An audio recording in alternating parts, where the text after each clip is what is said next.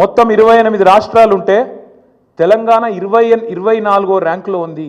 అప్పులు జీఎస్డిపి నిష్పత్తి తీసుకుంటే చాలా ఆరోగ్యకరమైన పరిస్థితి ఉంది తెలంగాణది. 24th ర్యాంక్ తెలంగాణదని చెప్పి కేంద్ర ప్రభుత్వం స్వయంగా పార్లమెంట్లో ఇచ్చిన లిఖితపూర్వకమైన సమాధానం. మరి ఎవరు అబద్ధం చెప్తున్నారు, ఎవరు నిజం చెప్తున్నారు? దయచేసి ప్రజలు కూడా ఆలోచించాలని మేము కోరుతా ఉన్నాం. గడిచిన 10 ఏళ్లలో తలసరి ఆదాయంలో భారతదేశంలో నెంబర్ 1 చేసిండ్రు కేసీఆర్ గారు తెలంగాణ. మాకు అప్పజెప్పిపోయినాడు కిరణ్ కుమార్ రెడ్డి గారు. తెలంగాణ అనే రాష్ట్రం 12వ స్థానంలో ఉండే తలసరి ఆదాయంలో.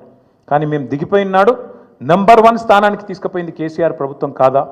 అట్లాగే ఆర్థికంగా రాష్ట్రాన్ని పరుగులు పెట్టించి దేశంలోనే అగ్రగామిగా తయారు చేసి బంగారు పల్లెంలో పెట్టి నీకు అధికారం అప్పచెప్తే 17 నెలల కాలంలోనే అస్తవ్యస్తం చేసింది నువ్వు కాదా? అస్తవ్యస్తం చేసినావని ఉత్తగానే అంటలేను నేను. ఒక్క చిన్న ఎగ్జాంపుల్ మీకు చెప్తా. స్టాంప్స్ అండ్ రిజిస్ట్రేషన్ 4 ప్రధానమైన ఆదాయ వనరులు ఉంటాయి ఒక రాష్ట్ర ప్రభుత్వానికి. సొంత పన్నుల రూపంలో వచ్చే ఆదాయం తీసుకుంటే 4 హెడ్స్ ఉంటాయి. ఒకటి స్టాంప్స్ అండ్ రిజిస్ట్రేషన్, అంటే మనం ఫ్లాట్ కొన్నప్పుడు కానీ, ప్లాట్ కొన్నప్పుడు కానీ, ల్యాండ్ కొన్నప్పుడు కానీ కడతాం కదా ప్రభుత్వానికి స్టాంప్ డ్యూటీ, అది. రెండవది వెహికల్ సేల్స్, అంటే బండి కొన్నప్పుడు కట్టే పన్ను. మూడవది నువ్వు రోజు కొనుక్కునే కూరగాయలు కానీ, నువ్వు రోజు కొనుక్కునే పప్పు ఉప్పు కానీ దాని మీద కట్టే పన్ను జిఎస్టీ రూపంలో వస్తుంది ప్రభుత్వానికి. నాలుగవది లిక్కర్ మీద వచ్చే ఎక్సైజ్ ట్యాక్స్. ఈ 4 హెడ్స్ నుంచే మీకు దగ్గర 80% ఆదాయం ఒక ప్రభుత్వానికి వస్తుంది. రేవంత్ రెడ్డి ఎంత గొప్పోడంటే ఈయన వచ్చినాక స్టాంప్స్ రిజిస్ట్రేషన్స్ వీళ్ళు అంచనా వేసింది. మేము 2023-24లో కేసీఆర్ ప్రభుత్వం ఉన్నప్పుడు సంవత్సరానికి 14,295 కోట్ల ఆదాయం వచ్చేది. వీళ్ళ ప్రభుత్వం వచ్చినాక వీళ్ళు ఏం చేసిండ్రు?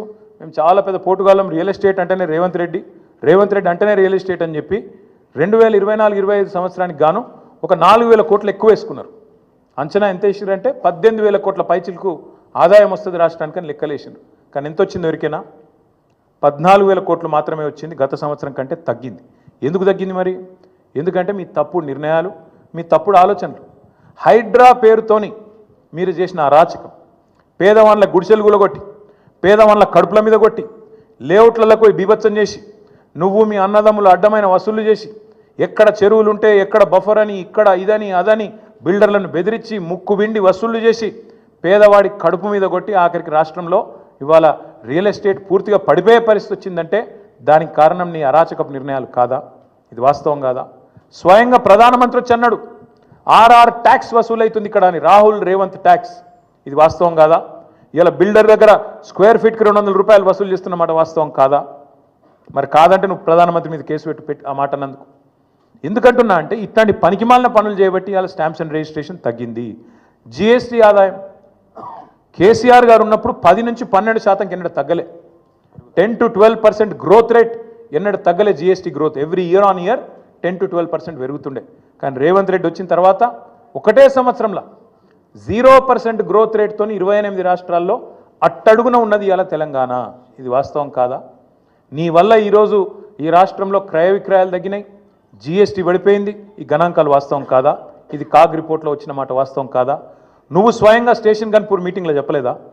71,000 కోట్ల ఆదాయం తగ్గింది, రాబడి తగ్గింది రాష్ట్రానికి, నువ్వే చెప్పలేదా?